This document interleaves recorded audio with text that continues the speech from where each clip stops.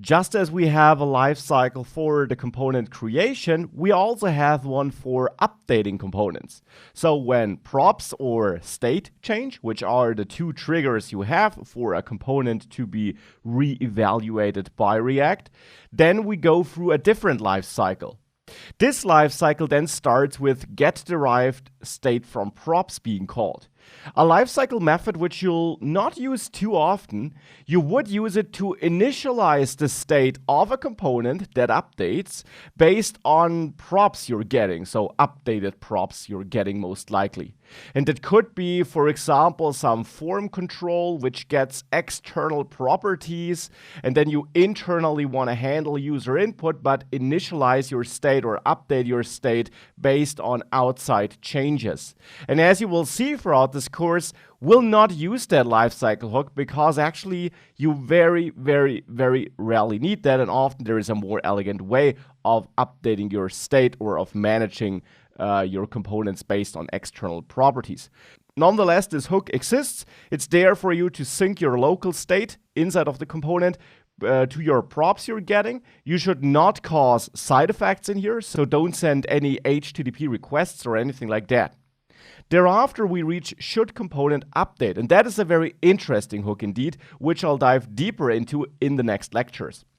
This method, and by the way, I use the term lifecycle methods and lifecycle hooks interchangeably. So this lifecycle method or hook here is interesting because it allows you to cancel the updating process. So here you can decide whether or not React should continue evaluating and re-rendering the component. Now, why would you do that? For performance optimization, as you will learn over the next lectures. This should be used carefully because obviously you can break your components if you block an update from happening incorrectly, but it is very powerful since it allows you to also prevent unnecessary update cycles. Now after that, the render method is called, and React then goes through the JSX code, evaluates that, and basically constructs its virtual DOM, into which I'll also dive later in this module, for you and sees if it needs to update the real DOM. Now there, as always, you prepare and structure your JSX code therefore. Now, React then goes ahead and updates all child components of this component. So it evaluates all the child components you have in your JSX code of this main component we're looking at here, for which this lifecycle here runs. And of course, every child component then also goes through that lifecycle if it receives new props or state. Now after that, we reach getSnapshot before update. This is a lifecycle hook that takes the previous props and the previous state as input, and that actually returns a snapshot object which you can freely configure. And this also is a niche lifecycle hook which we'll not use too much. You use it for last-minute DOM operations, but with that I don't really mean changes to the DOM, but things like getting the current scrolling position of the user. So imagine that your upcoming update of your component will re-render the DOM and will add new elements on the DOM, and you therefore want to restore the scrolling position of the user once the update is done. Well, then getSnapshot before update can give you that, well, snapshot of the user state, so of the scrolling position, right before the update happens, and then you can consume and use that snapshot once the update is done to scroll the user back to where he was or anything like that. And last but not least, once we're done with the update, component.update is called. A lifecycle hook that signals that you're now done with the updating, that the render method has been executed, and here you can now cause side effects. So here you could now make an HTTP request, though you'll have to watch out to not enter an infinite loop here. If you make an HTTP request and you get back a response and you then update your component and then this cycle starts again. And that is also something we'll have a look at later in this course once we dive into HTTP requests, because this is a typical problem you'll be facing. Now, what you shouldn't do here outside of the, let's say, then block of a promise of an HTTP request is updating the state with setState.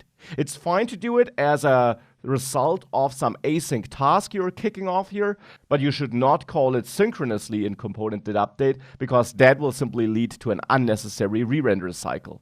So let's now have a look at all these lifecycle methods in practice, and let's start with the scenario that our props changed.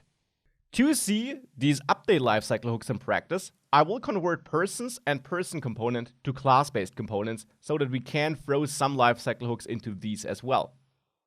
Now let's start with the person.js file. Converting a component to a class-based component is very simple. You simply import component from React because we'll need to extend that. And then instead of returning a function or having a function that you store in a variable or constant here, you create a new class, which you typically name with a capital starting character like person, that extends component. And then you have opening and closing curly braces, but in there, you now need a render method, which actually returns your JSX code. So in there, you can then move in this console log, and there you should now add this return statement where you return the JSX code. And that is almost it, but props doesn't exist anymore. Instead, all these places where you have props now should become this props. Because as you learned, in class-based components, props are accessed with the this keyword, since they are properties of this class. So let's add this in front of all these props. And here we go. That is the converted person component. Last thing we need to change is the export. There I am exporting person with a lowercase p because my constant was named such. Now the class has an uppercase p, so here I should update person like that. And this is now the converted person component. Now definitely feel free to now convert the percents component on your own. And after the short pause, which you can use to pause the video, we'll do it together. So were you successful? Let's convert the persons component. And just as before, first of all, I will import component from React. And then here, this is converted to a class named persons, which extends component, opening and closing curly braces. In there, a render method. And in that render method, we can throw in our return statement where we return JSX code, like this. Now again, props doesn't exist, so this becomes this props here. And then we export persons with a capital P. And that is it. That is the adjusted percents component. And of course, the app works just as before, like this. And you see I also get a warning regarding component will mount, by the way. But we can ignore that. As I mentioned, this will be removed eventually, but in older versions of React, you can still use it. Here, the focus is on our conversion of the class-based component or of the functional components to class-based components, which work just fine. So let's now see these updating lifecycle hooks in action.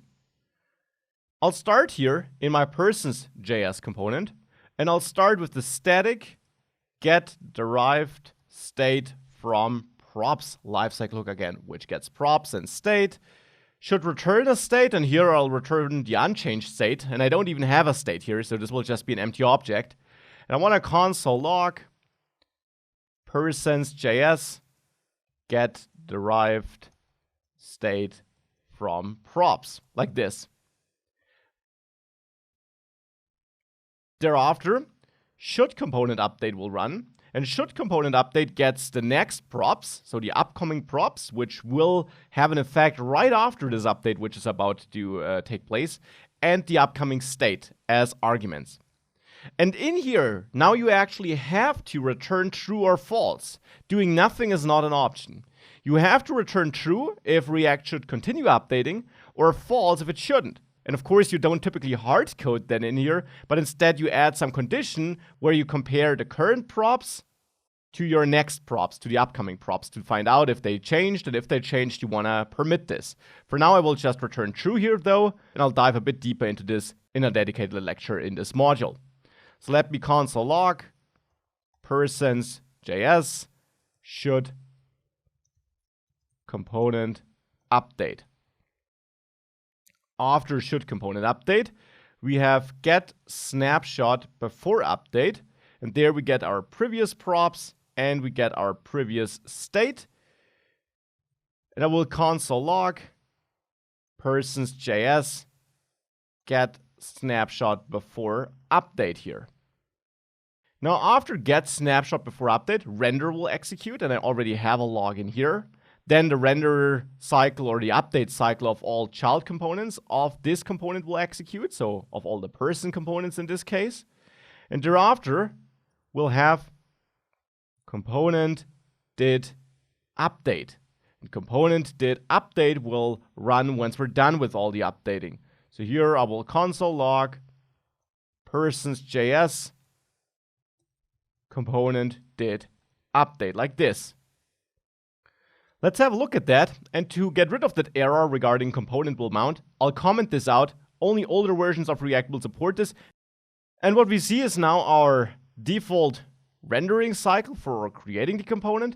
If I click toggle persons, you see what happens is get derived state from props runs again, then render. And then you see here I get a warning that in my persons I have get derived state from props.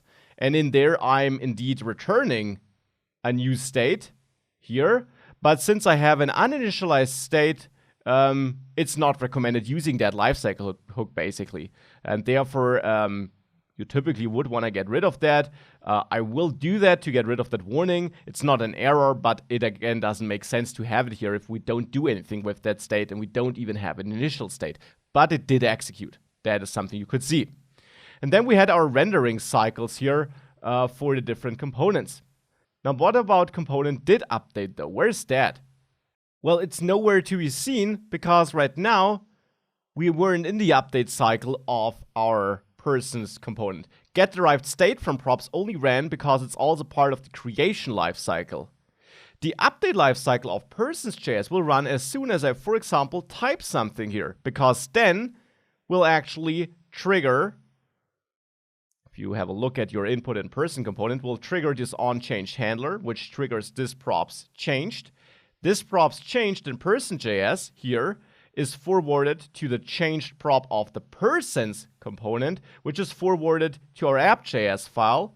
And in there, if we have a look, changed calls the name changed handler, and this updates our persons, which we pass back in as a property to the persons component. And therefore, in this component, now the updating lifecycle will begin, because we forwarded that event from a child to the parent component, to the app component. There we updated its state, and then we got new data as a prop into this persons component. And therefore, this persons component lifecycle hook triggers as soon as we types. So let's type something, and let me clear the console before I do that.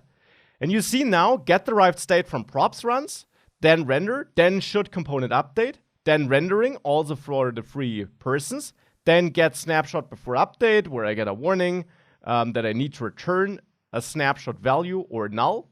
And we should actually do that. So let's simply return null here. Let it reload. Clear that and type one character again.